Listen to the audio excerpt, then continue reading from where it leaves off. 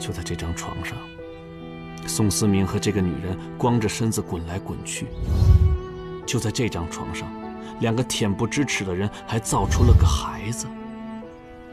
宋太如果手里有把刀，他真想一刀捅在那个耀眼的、长着小鸡鸡的肚子上。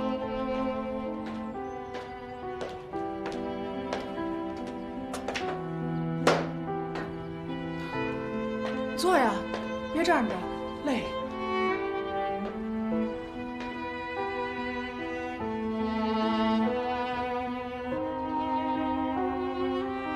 他细细抚摸着实木的纹路，那种亚光的暗红色，散发着贵族气质，是他多少次经过橱窗想买而抑制住冲动的款式。曾经，他和宋思明路过这个家具店的时候，他隔着玻璃，指着耀眼吊顶灯下的这张桌子说：“我多希望自己住在宽敞的屋子里，厅里放着这张餐桌啊。”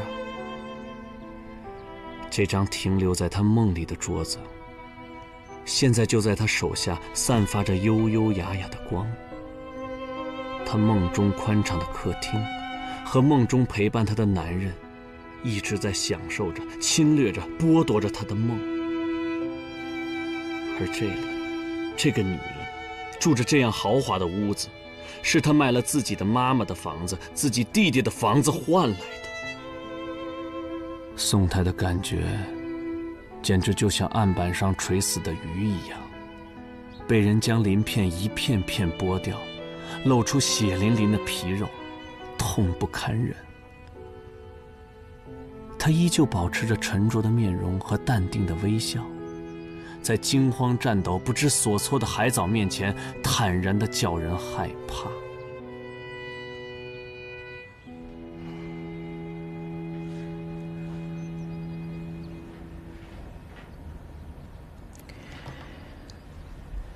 今天我来，是来问你要一样东西。其实我不说你也明白，就是宋思明给你的那些钱。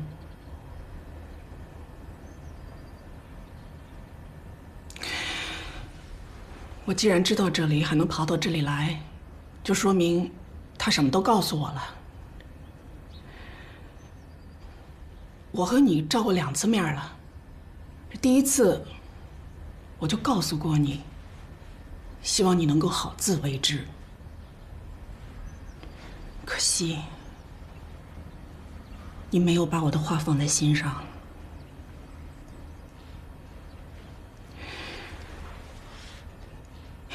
你年纪轻轻的干点什么不好呢？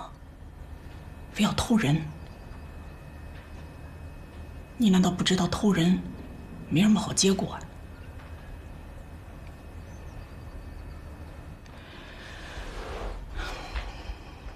那些钱呢，是我给他的。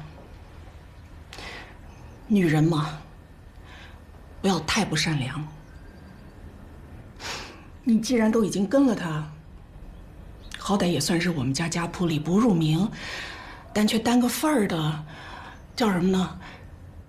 吃妾随伴儿。这妾还真算不上，妾好歹还得过个门呢。就算是陪睡吧，比外边随便找妓女总强点儿，至少不带病。我跟他说了，既然都陪睡了一场，这钱总得丢几个。就算是嫖吧，那也不能白嫖，这嫖也要有嫖品，就好像赌博一样，而且出手得大方点儿，方显自己身价。这钱我出得起。不过今天呢，他改变主意了，他让我过来把这些钱拿走。这算来算去，你实在不值得这点钞票。他是不愿意再看见你了，所以只好由我出面。没办法，我是他老婆，总得替他料理后事。反正也不是一回两回了。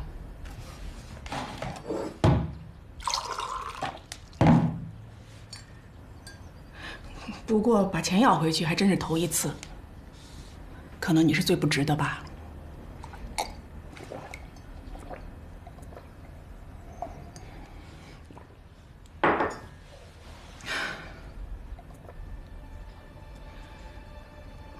钱呢？你快点拿出来，我们有别的用处了。钱呢？你别等我失去耐心哈！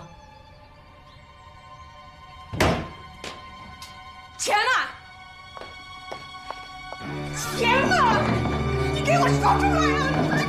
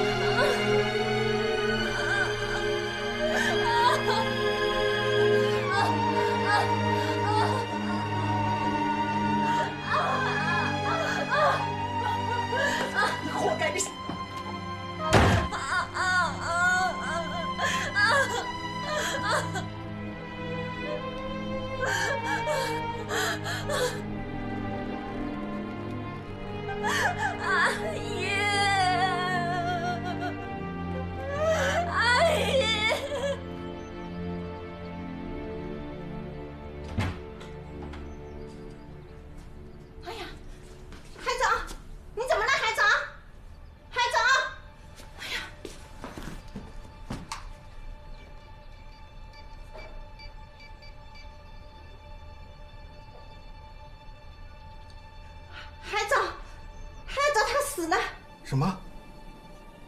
哎，你在那等着，别着急，我马上过来。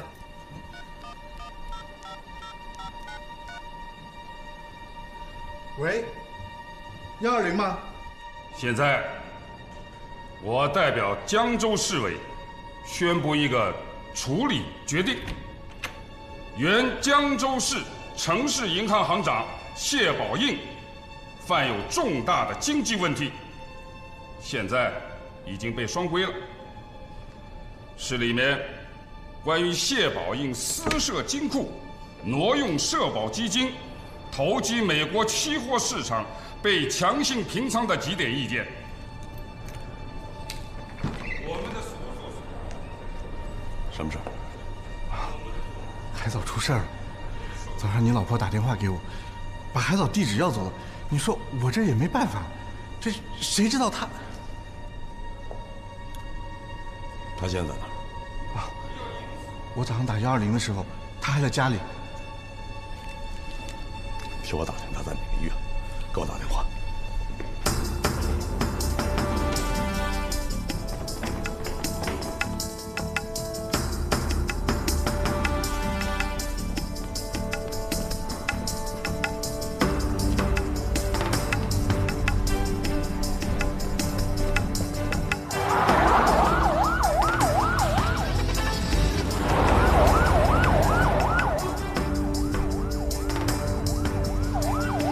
突然冲出大楼，驾车离去，情况突变，怎么办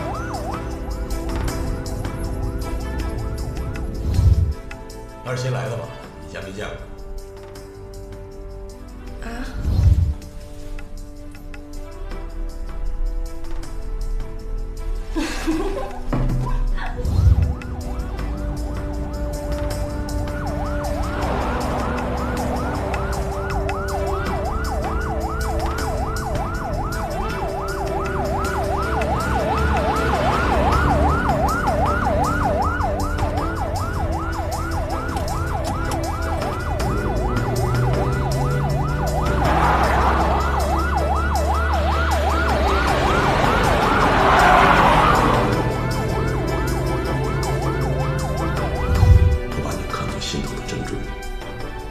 我生命中最重要的东西，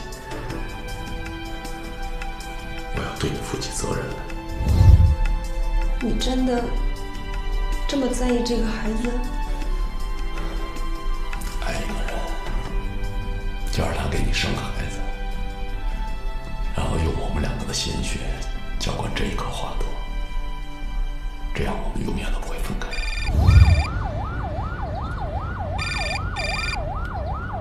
喂，在红星妇幼保健医院，孩子没了，海藻的子宫正在摘除中。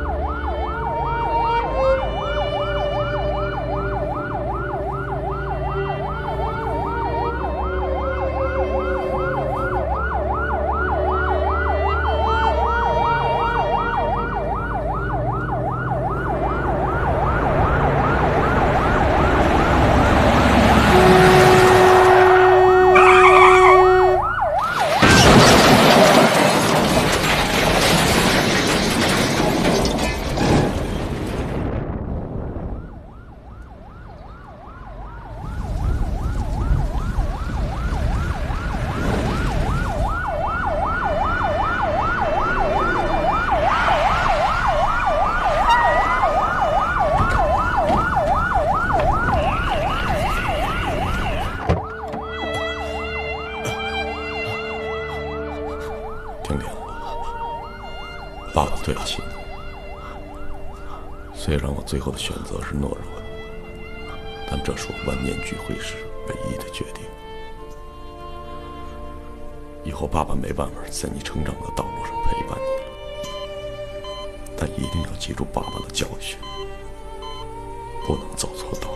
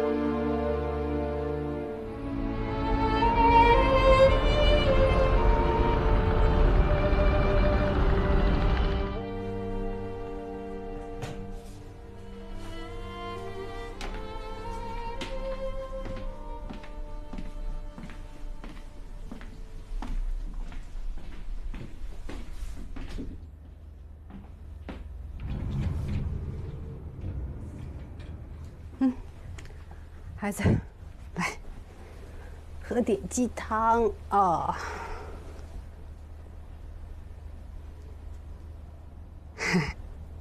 来，啊，来，好好喝一口。嗯，好。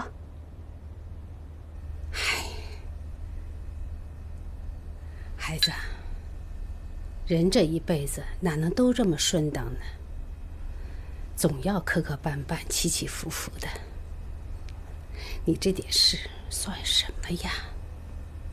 你还这么年轻，以后日子长着呢。爸爸妈妈还陪着你呢，啊！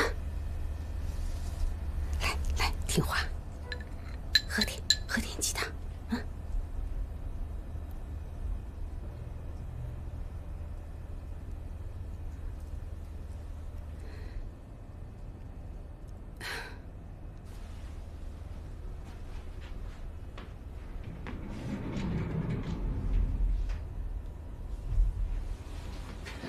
还是不跟你说话，别着急，慢慢来。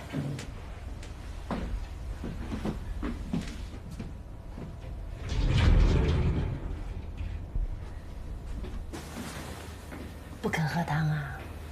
啊？那我们出去散散步好不好？啊？散完步回来再喝。啊，走，外面空气可好了，走。好啦，散散步，回来再喝汤。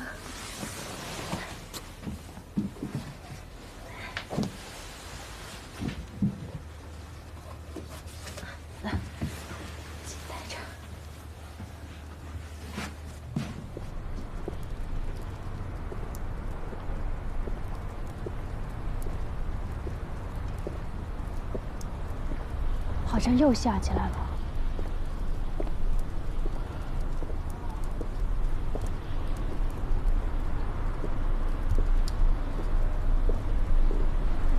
我们到亭子里避避雨吧。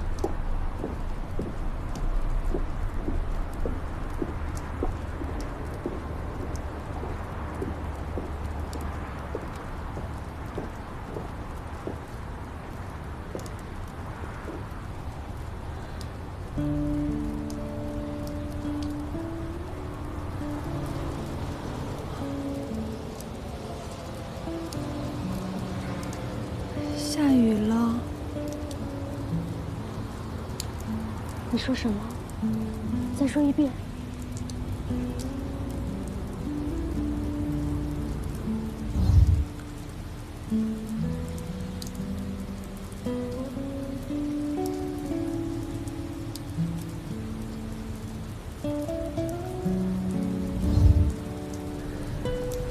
你说这帮人都瞎跑什么劲？人家 Discovery 频道早就论证过了，下雨天走路要比跑步淋的雨少。真好看。3个月了，你终于肯开口说话了。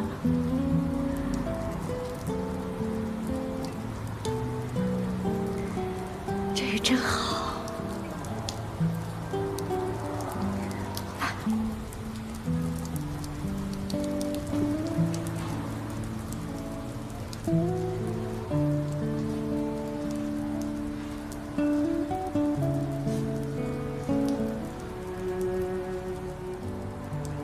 这雨真美啊！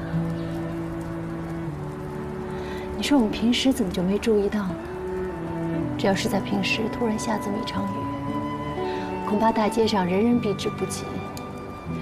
不是担心，就是着急，不知道这雨什么时候停。几乎不会有人注意到这雨也有不一样的美丽。雨是一样的雨，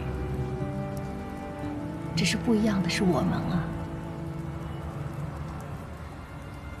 每天晚上，我坐在窗前，看着窗外的灯光，我就会在想，这城市多奇妙，有多少人就有多少种生活。别人的生活我不知道，而我呢，每天一睁开眼，就有一串数字蹦出脑海：房贷6000，吃穿用度2500，冉冉上幼儿园1500，人情往来600，交通费580，物业管理费340，手机电话费250，还有煤气水电费200。也就是说，从我苏醒的第一个呼吸起，我每天要至少进账400，至少。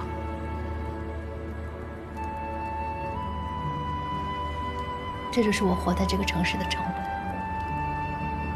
这些数字逼得我一天都不敢懈怠。根本来不及细想未来10年，我哪有什么未来？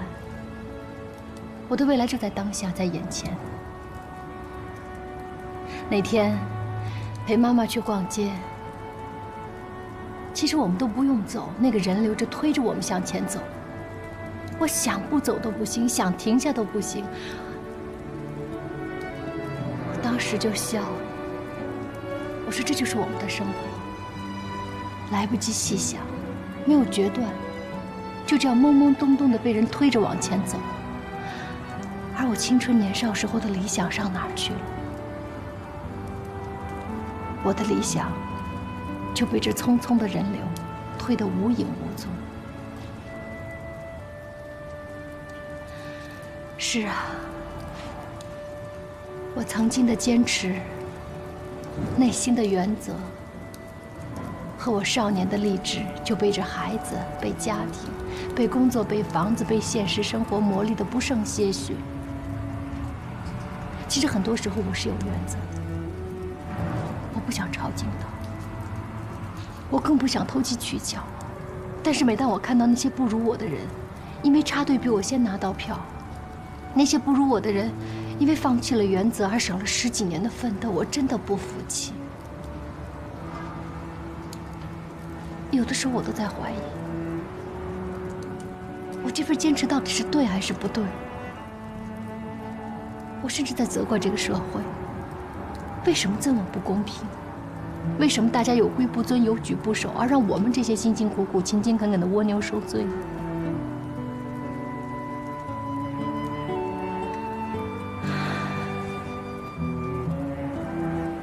这2天，我在看一些投资方面的书。其实我也没有多少钱投资了，我就是想如何让我手头这点东西不贬值。我觉得这大概是这个城里所有人的恐慌，大家都忧心忡忡的，得到的怕失去，没得到的又想拥有。后来我在一本书里找到巴菲特的一句话，叫“永远坚持价值投资的理念”。他说，不管在任何年代、任何社会、任何经济环境下，投机的风险永远要大于投资。他说，也许从短期来看，一次投机也许会让你获利很多，但是从长远来看，任何一次投机就会造成全盘皆输。但投资不一样，投资是只要你坚持物有所值，最终它会增值并硕果累累的。我觉得他这话挺有道理的。我的理解是，只要你有信念、有追求，只要你坚持，那你一定会比随波逐流要行得远、行得正。就像宋思明，他很聪明，他是非常聪明，也很有才华。但如果他能选择一条正确的路，选择正确的价值观，我相信他的前途会无量的。但他恰恰没有这么做，他恰恰凭着自己的一时聪明，选择了一条投机之路，最终还是随波逐流了。海藻，我在这个城市算是扎根下来。我相信，凭我的坚持，凭我的努力，最终我一定会过上我想要的日子。而你呢？你还这么年轻，这么有朝气。虽然你犯过错，虽然你曾经失败过，但是没关系的。正因为你年轻，你知道吗？因为你年轻，所以你有大把的时间纠正错误，重新再来。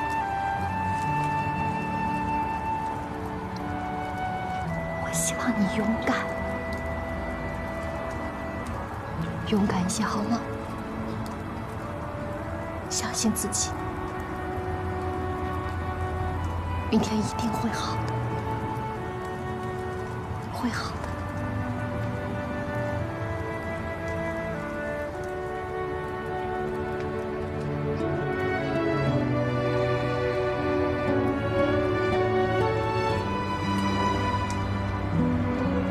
雨停了。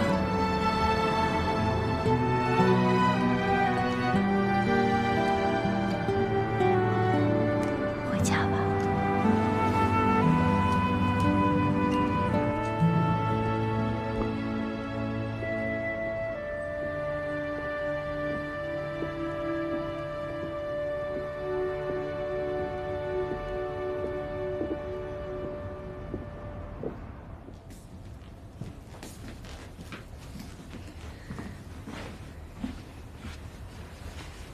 来，你先休息，我给你把鸡汤热热啊。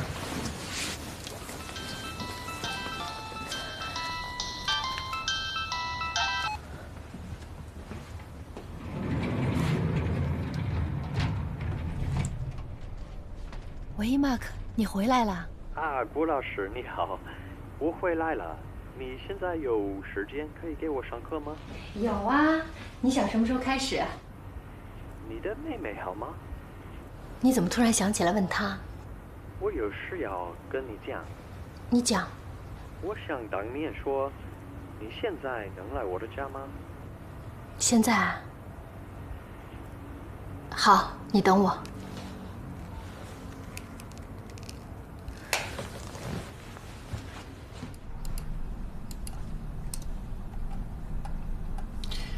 这是送的 email， 我要给你看。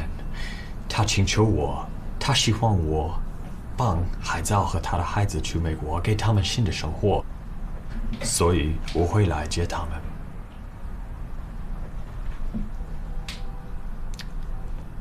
海平，海平，别哭，别哭。宋的事情我已经听说了，我也感到非常遗憾。他在中国，他在美国，给我很多帮助，所以我现在要给海藻和他的孩子新的生活。太迟了，一切都太迟了。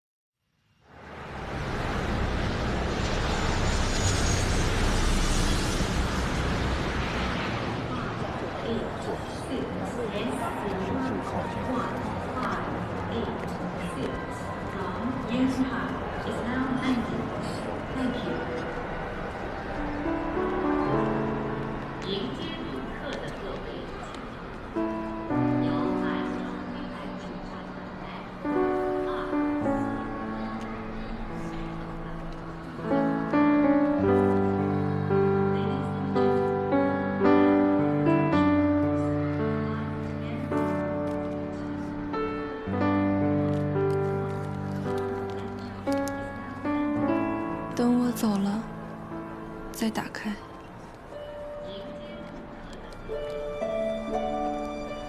我们必须走。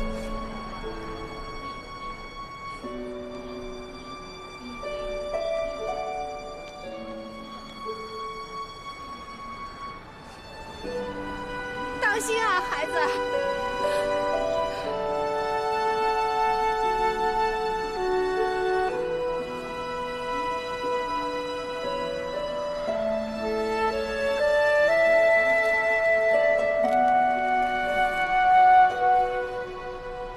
海藻要我把宋留给他的钱交给政府，他还是没有勇气面对这发生的一切。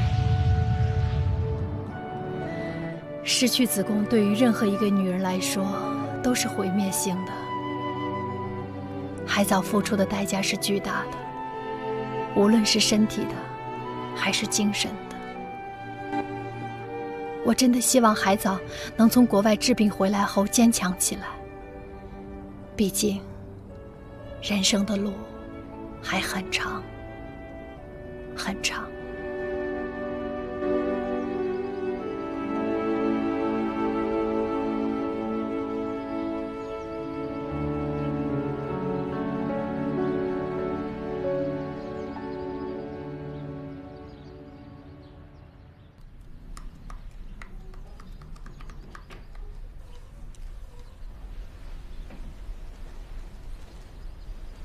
喂，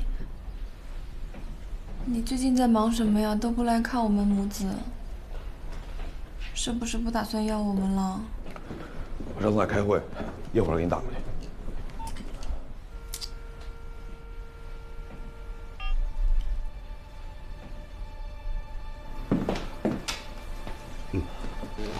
喂，谢行长那边怎么样？需要多少钱？缺口很大。他不光是我们调的这些，他还挪了一大笔，在美股市场上做股票。听到风声以后，他平仓套现，有一个大缺口没补上。那缺口究竟有多大？估计得20个亿。什么？这胆子也太大了嘛！你可老说是坏一锅粥，我们就是替他补上这边这3个亿，也填不满这个窟窿。一旦出了事儿，肯定会把我们给咬出来。哎，你再了解一下，那边情况到底怎么样？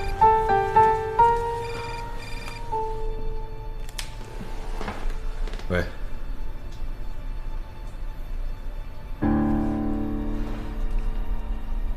谢行长被双规了。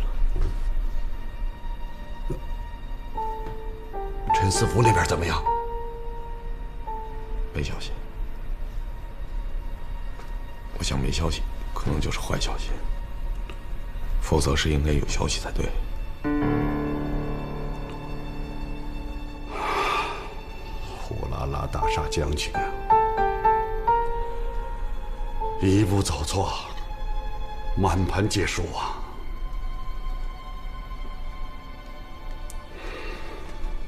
那我们现在怎么办？只有等着了。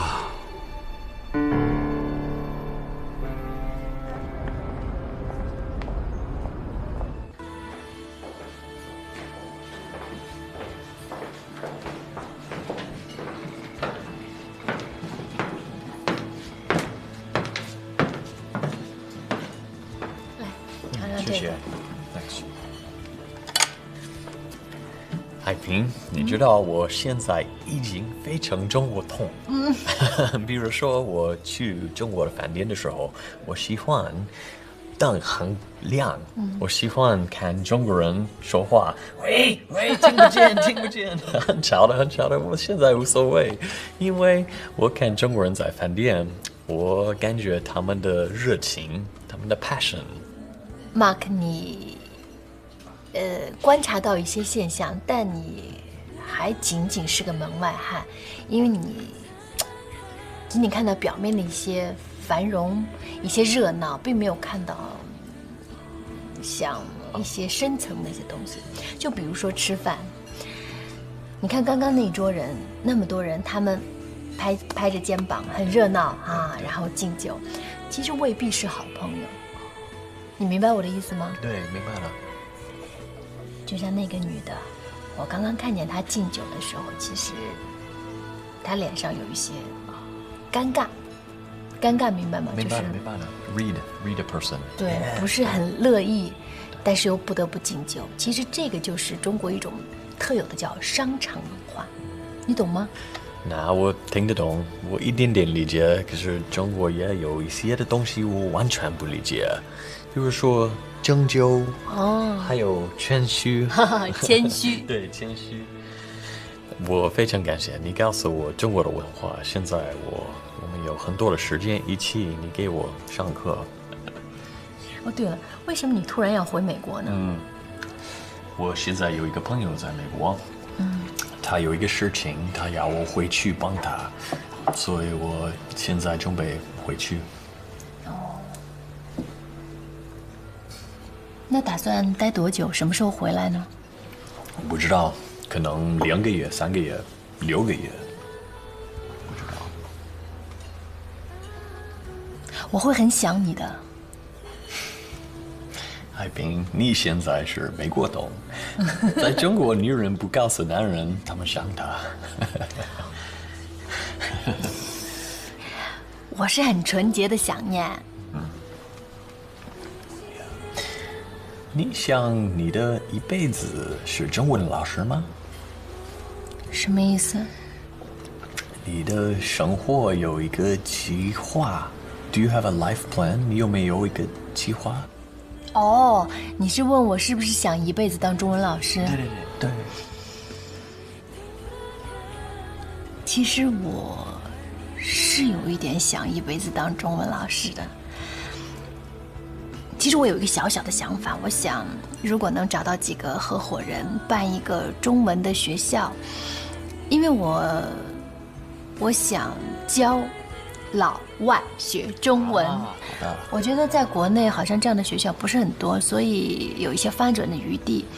你像有一天我在街上，我走在街上，我就觉得，哎呀，我觉得周围好多老外啊，那我就想，那我可以教老外学中文，这也是一个不错的职业。你的想法非常好，可是我想你开始一个学校的时候，不要小的学校，你可以开始一个大的学校。为什么？因为你说对了，现在在中国有很多的老外，可是中国也有很多中国人，你可以教英文、教日语都可以。你知道中国的市场 market 越来越大，bigger and bigger every day。中国人一个家有一个孩子，所以你有很多的机会。我也要成为你第一个投资人。投资人，好大的样子。其实我只是想以我的名义办一个，哪怕是小教室，就是从小做起。我想你有能力 ability， 所以我回美国的时候，我可以问我朋友们，我们可以给你钱。所以当我回来中国的时候，你可以成为一个 CEO， 我们可以开始在 NASDAQ。你从美国回来，我就成 CEO 了。对了。马克，你太能吹了。你懂什么叫吹吗？我懂。你真懂？真的。不是我教你的。不过，马克，我还是要谢谢你。你帮我介绍学生，然后给我鼓励，真的谢谢你。不用谢谢，我非常感谢你教我中文，给我上课，所以今天晚上我开心，我们一起吃晚饭，不是早饭，我要请客，所以我要给你 honor respect， 你是我的中文老师，所以我今天晚上我请客。好，我不跟你争，等你回来。对，等我回来的时候，你是 CEO， 你可以请客。好 ，Cheers。来。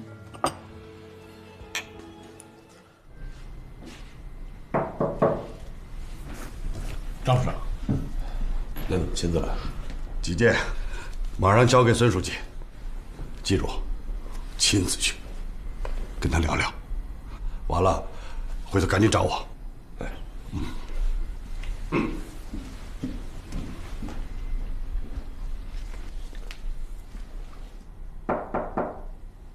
进来。孙书记，张市长让给您送了几件，是关于谢宝进私设金库、挪用社保基金投机美国期货市场强行平仓的几点意见，请您过目后展示。这个先放我这儿吧，我要仔细看一下。好，孙书记，您这套书不错。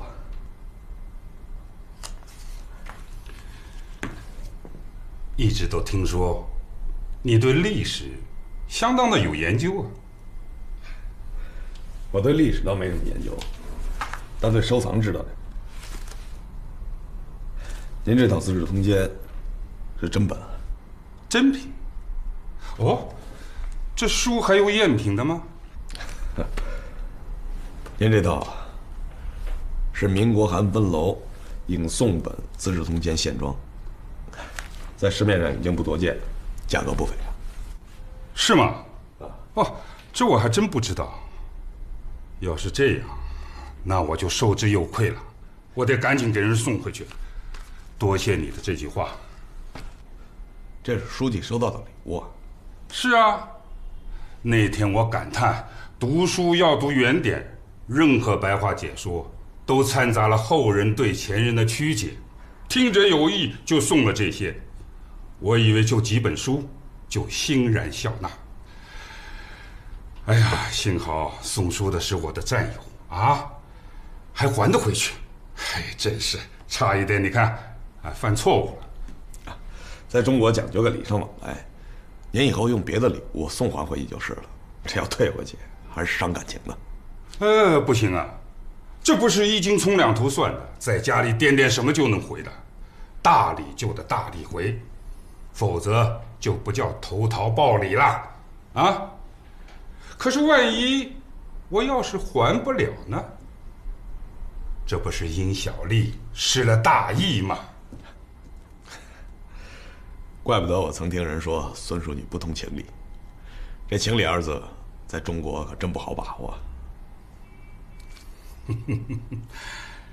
情和理我是通的，可是度不好把握。啊，你手中的权力大了，与你交往的人就多了，交往多了，感情就深了。有些人对你无求，可有些人对你有图。利与情感交织的时候，你就很难分得清楚哪一部分是真情，哪一部分是假意。所以，最简单的办法就是不通情理。坐吧。这孙书记的定力很决绝，只能让我是高山仰止啊。你我之间就不要那么虚伪的说话了嘛！啊，哎，我倒是听说一段很有趣的关于你的官场论呢。我啊，嘿呦，我哪有什么论呢？那都是胡说。哎，轮到你说话你就搪塞我，就是那段“水至清则无鱼”的。那个不是我说的，那是大戴礼记中的一句话：“水至清则无鱼，人至察则无徒。”啊，你这是不是在变相的批判我？独身闯江湖要不得。书记，这我哪敢呢？每个人行为处事的方式不同，你是直线攀登，或者迂回上升，只要最终能够登顶，这都是得其所愿，不必计较过程。可是，如果不能登顶呢？你说的这些为官哲学，几千年能流传到现在，显然有它的道理啊！左右逢迎，啊，与人为善，广交善缘，恪守中庸，这些都是为官之道。乍一听合情合理，胜得人心。可是，这里面有个毛病，而恰恰这个毛病，有可能让你登不上顶。敬听孙书记指教。啊，探讨几千年来的为官之道，它的根本是基于封建社会。这天下是皇上的天下，臣子们研究的是如何来取悦统治者，取悦上级，由此才能打开升迁的局面。可是现在呢？现在时代已经变了，啊，这天他不姓秦，不姓李，也不姓爱新觉罗，他姓人民呐。前一项出了个事儿，啊，乱子不小，命丢了不少。某市直下领导因缓报瞒报，而出面检讨的时候说的那句话，我听了就很不是味道。他说发生这样的事，是因为他们的政治敏感性太差。什么叫政治敏感性啊？他一心想的是乌纱帽、政绩、税收，唯独没有把人民放在心里。结果呢，你也是看见了，啊，不管你爬得再高，你都得回到地面上来。我们只有老老实实的为官，本本分分的为人民服务，你才有可能干好这份服务行业。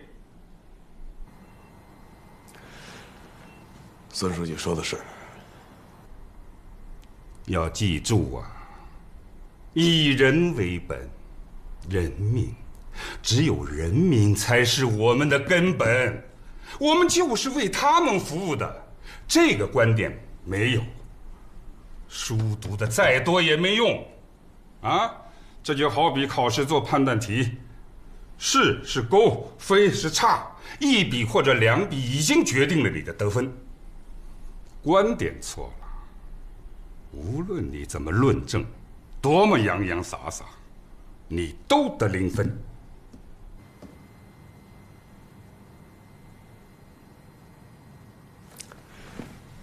领教。孙书记，您忙着，我就不打扰了，我先走了。慢走，不送了。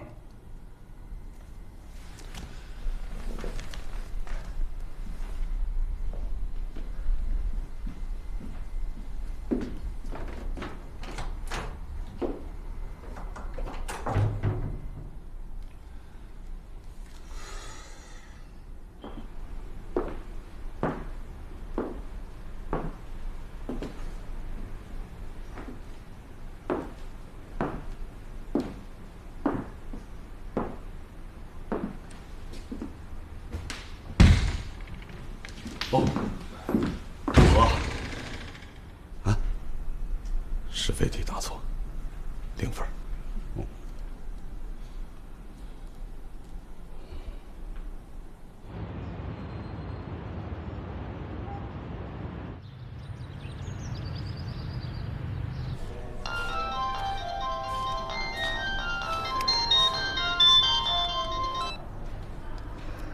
姐，喂，海藻，哎，我今天有个急事儿，不能陪你产检了，要不然你约在明天。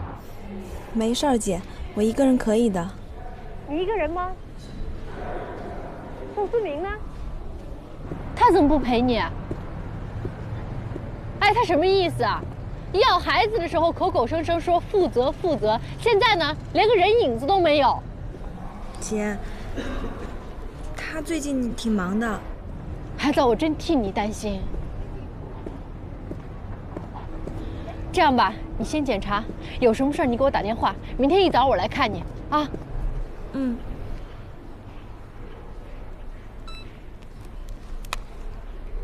阿姨，帮我打点热水喝吧。好的。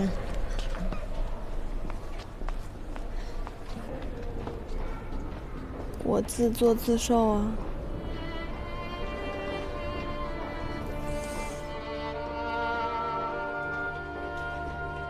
海藻也很渴望有个男人在这种时刻特别关爱自己，每天嘘寒问暖，关心孩子的成长，并分享所有的快乐时光。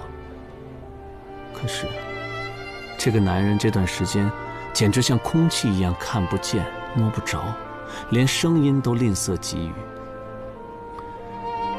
海藻心里打鼓，他是不是反悔了？开始在找机会脱身呢？我得跟他好好谈谈。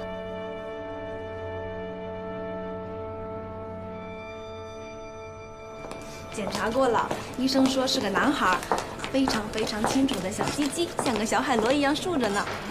你高兴吗？高兴。你先回去休息吧，我一会儿再给你电话。你不要一会儿，我完全听不出来你高兴，你在敷衍我。如果你不想要这个孩子，请你直接告诉我，现在还来得及。别胡思乱想了，我这儿现在有事儿，待会儿联络你。你今天晚上能来陪陪我吗？行了，先挂了。这个案子我没法接了，要不您换人？我感觉现在我已经深陷其中了。他们对你只是一种感觉，从所有的角度都打不进去，而且还吃闭门羹。哎，对了，岑思福那边有消息了吗？没有，他现在人在哪儿我都不知道，就怕他在局子里给我打电话，就是自找麻烦，随他去吧。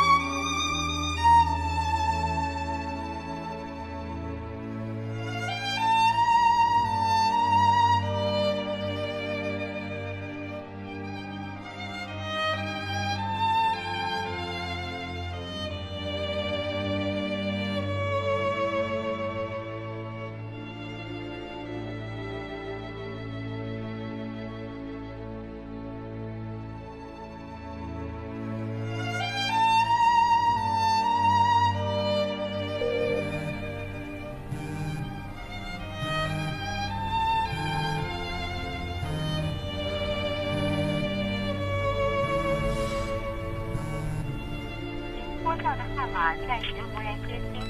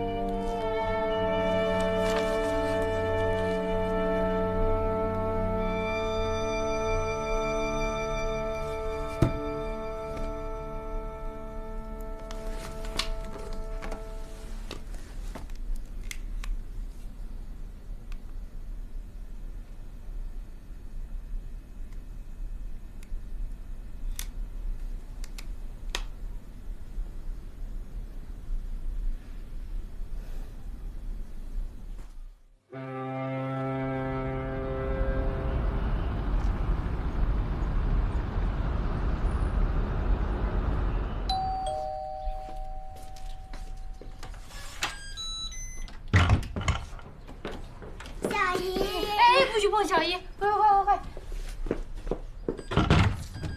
怎么了？哦，然然，那个你去看看你的大白兔在哪儿呢？啊，快洗手摸你的大白兔去。怎么回事？哭了，眼睛红成这样。嗯，没有了，就是孕期荷尔蒙作怪，情绪波动。什么孕期荷尔蒙情绪波动啊？是不是他欺负你了？他怎么会欺负我呢？他不是把后半辈子要用的钱都给我了吗？切！你以为给你钱就是对你好啊？这2天他来看你了吗？有没有陪陪你啊？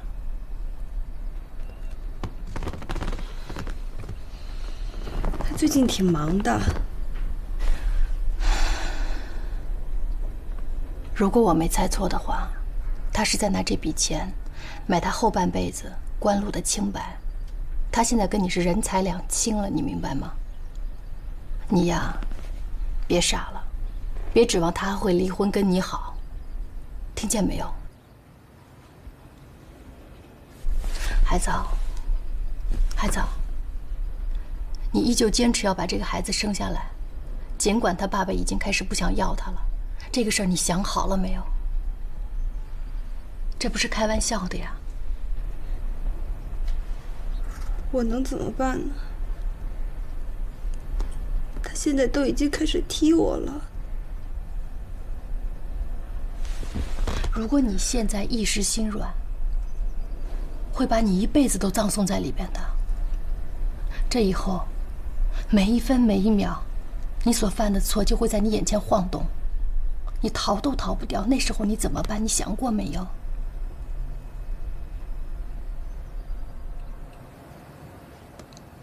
我想再等等，等他亲口对我说他不要我的时候，我再决定。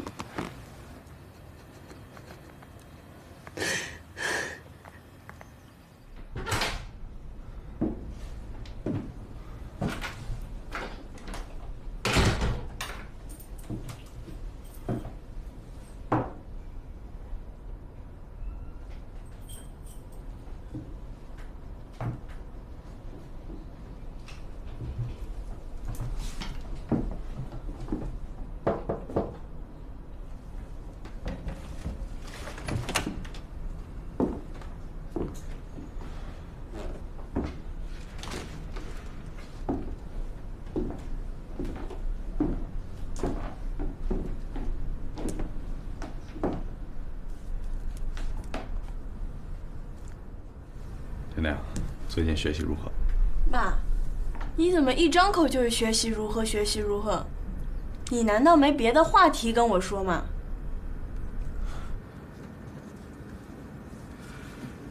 是啊，听这么一说，爸才觉察到，好像每次跟你对话总是这么几句，其他的都不知道该说什么好。这是爸爸的错，连自己女儿对什么感兴趣，喜欢听什么都不知道。那你愿意跟爸爸说说，你喜欢什么吗？要说我感兴趣的呢，你又不感兴趣，何必勉强我们俩硬坐在这儿？你该忙什么忙什么去吧。这是爸爸的失误，这些年工作忙，都忽略了你的成长。有些东西一旦错过，是无法弥补的。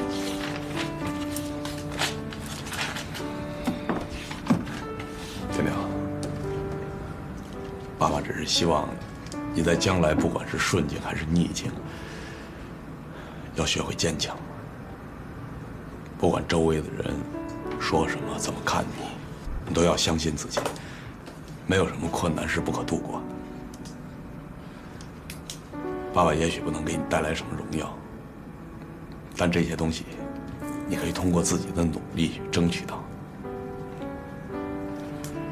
你这一生还有很漫长的路要走，爸爸希望你不要迷失了自己，一定要把握自己，不受外界的干扰，坚持走自己选择的路，学会坚持。爸，你这话说的怎么像临别赠语啊？等以后我遇到困难了，你再来教导我，也不迟啊。天天，爸爸是怕将来也许你真是遇到困难，需要我帮助的时候啊，我却帮不了你。我的运气不会这么差吧？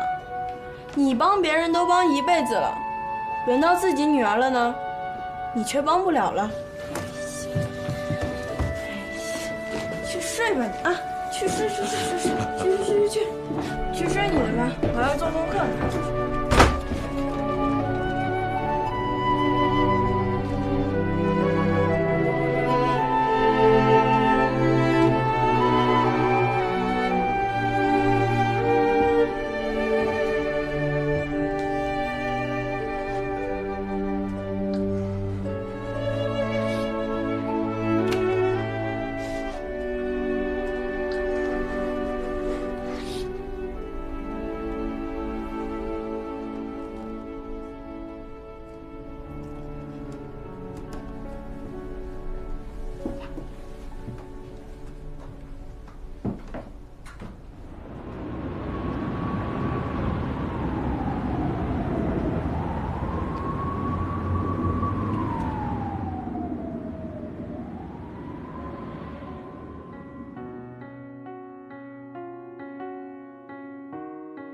海藻已经开始面对自己被抛弃的命运了。宋思明自那天早上交给他500万后，就再没有现身。头几天打电话过去，他总是敷衍自己，3两句就挂断。这2天再打过去，只要是一看见是自己的号码，他就直接掐掉。这个与自己在床上翻云覆雨的男人，这个在床上与自己甜言蜜语的男人，这个在床上与自己海誓山盟的男人，连声道别的话都没有，就彻底消失了。海藻显然可以换一部电话去试探他，看他是否存心回避自己。可海藻的心在拿起街边公话，手指放在按键上的那一刻，仿佛像肉即将送入绞肉机里化成粉末一样抽搐着痛。如果他接了呢？自己说什么？要不要再给他一段时间，等他有足够的勇气告诉自己分离？自己看错了，在我爱你说出的一刹那，其实已经失去了。回头想想，他与宋思明之间，除了那些隽永的刻画在心头的床笫之欢外，还剩下什么呢？海藻的肚子一天天鼓出来，盖都盖不住。那个孩子正跃跃欲试地等待着出来的那一天，昭告天下，我是一段孽缘的产物，我没有父亲。这样不漂亮。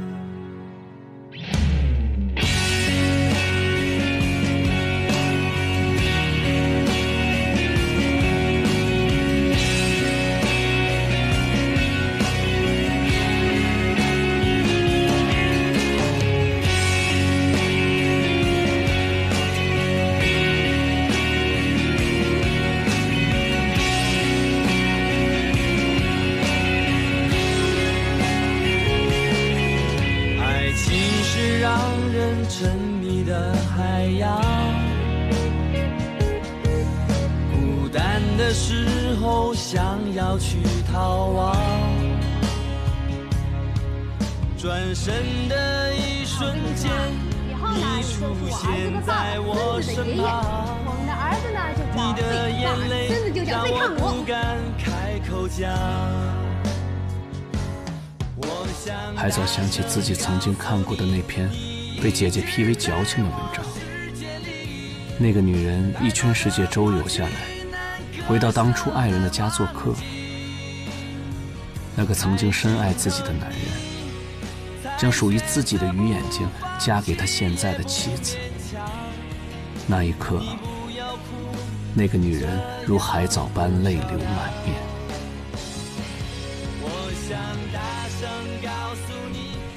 属于我的眼睛丢了。用力紧紧抓住我们的回忆，屏住呼吸，心跳的频率有一种魔力，它让我们慢慢的靠近。我想大声告诉你，你一直在我世界里。用力抓住我们的回忆，说有一天我看到的是你的背影，只因为你没有告诉你我爱你，真的很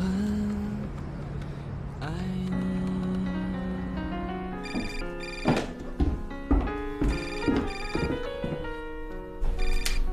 喂，爸，快点来照相！啊，来了。喂，那位。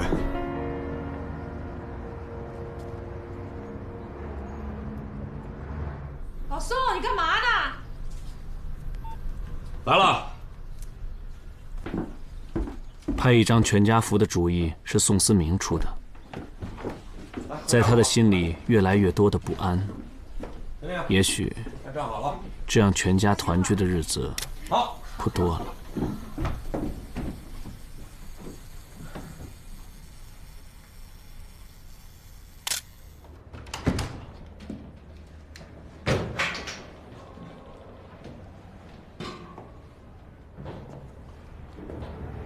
喂，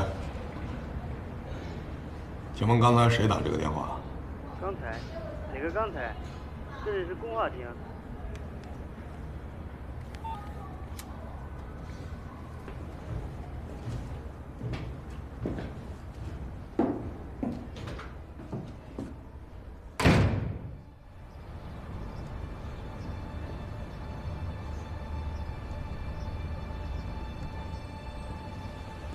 看见那2楼的梯子没有？啊，你们俩今儿晚上就从这2楼给我爬到这4楼上去。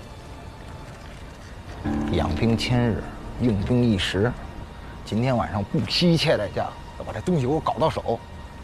知道。死吧。手电。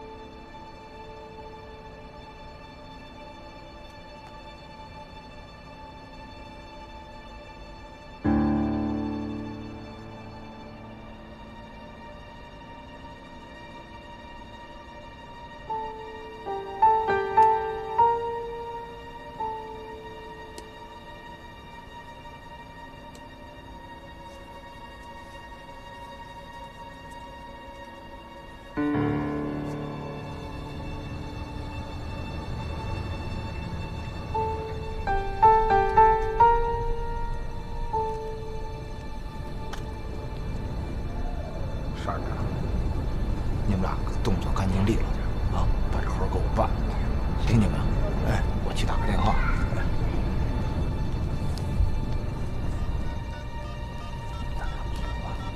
这事儿。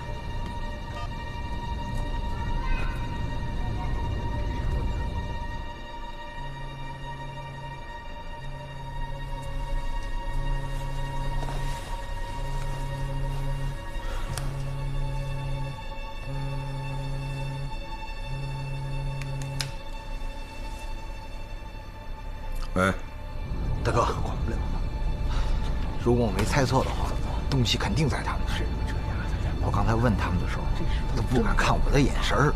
这事儿躲得今天，他奶奶，明天这么多好处都给他了，还给我留这一手，今后想讹诈呀！我跟你说，大哥，他们是不可能主动给我交出来的。你说我该怎么办？我正忙着呢，就不送你了，你自己去吧。一路平安。